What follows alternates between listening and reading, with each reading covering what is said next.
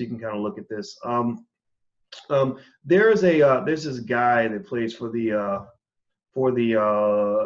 Golden State Warriors, really good basketball team. His name is Draymond Green, and there he is. There's Draymond. He's a smart guy, but he's kind of a prick, and he's a good basketball player, and and his team. They usually win, and Draymond was actually in CNBC making it. And one of the things that Draymond talked about is his plan to be a billionaire.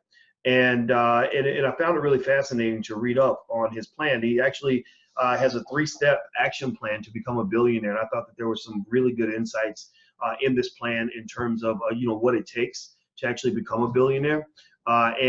So in this article, I'll just give you the quick overview of his plan. Now he makes a lot more money than the rest of us, right? So his plan to become a billionaire, you might translate that into your plan to become a millionaire. So so the same way he makes 82 million over the next 5 years, if you lop off 3 zeros and you say 82,000 over the next 5 years, most of us make more than $82,000, or excuse me, 82,000 divided by 5, which I guess, what is that?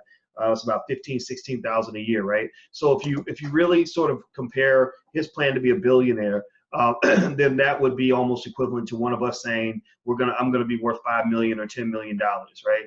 Because he probably makes about 100 times more than the average person. So let me see. Let me do the quick math. Let me see.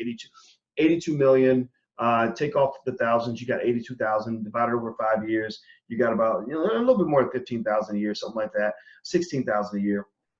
And okay, so yeah, so he probably makes more, maybe 200 times more than most people, right? So you triple that number, that you get into 40 to 50,000 a year.